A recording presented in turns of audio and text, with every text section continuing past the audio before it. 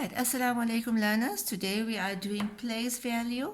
Okay, to refresh our memory, right? If you remember, if I have a big number like this, goodness, a very long number, but I'm only going to include decimals this time. So if you can remember, this is your units, this is your tens, your hundreds, your thousands, your 10,000s, your 100,000s, your million, your 10 million, and your 100 million. Okay? Now that's going towards your left. And if you'll notice something about the numbers on your left, they all increase by 10. Every time you go to a new place value, it increases by 10. On the other hand, when you're going towards the right, you'll notice that the place value decreases by 10. Okay, it decreases by 10. And also, we have done this, so the place value here is called tens. That one is called hundreds with the THS, and that one there is called thousands. Okay, excuse my handwriting, but my board is a bit small.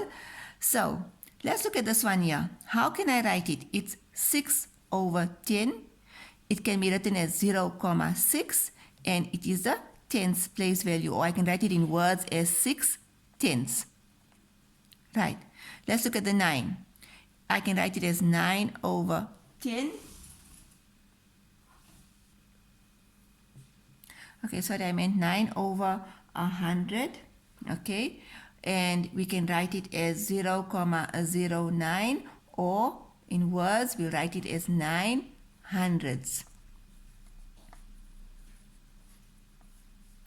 If we look at this last one, I'm going to take it right over here because I don't have space. Okay, it's your thousands, so you can write it in words as 7 thousands with a THS.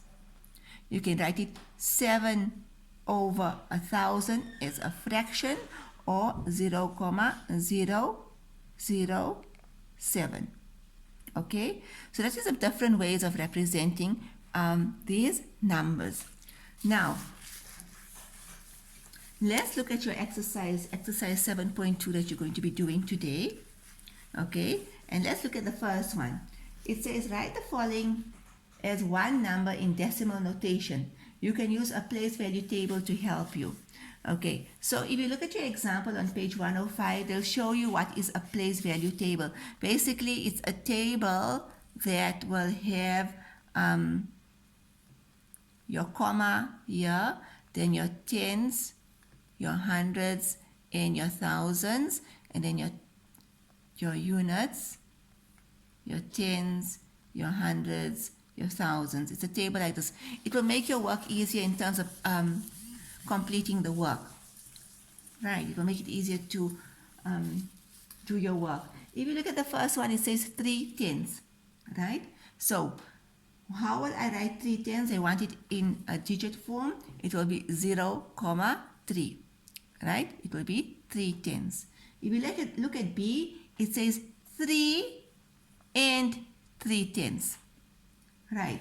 If you look at C, it says 3 and 3 thousandths, right? So 3 and 0, because there's no value there, 0 for the tens, 0 for the hundreds, and 3 thousandths. Okay, so that's how you would complete exercise 7.2 number 1.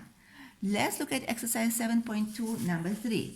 It says give the place value and the total value of the underlying digit. So what do they want there? Let's look at the first one, 40,546. Now, I've already explained to you place value, and the underlying digit is here. So what is the place value here? It is units. Okay, you can also say ones. I see in overseas countries they use the notation ones. So if you use units or ones, both will be correct. And you look at the value. What is the value here? There is no value, so the value is 0. Let's look at number 2. Number 2 says, again, 40,456, and the 5 is underlined. So we know that the place value of the 5 is hundreds. So hundredths, THS, is the place value. And what is the value of that number? It will be 5 over 100. Remember, it's a fraction, so it's 5 parts from 100. And so that will, you will complete exercise 7.2 number 3. Jazakallah.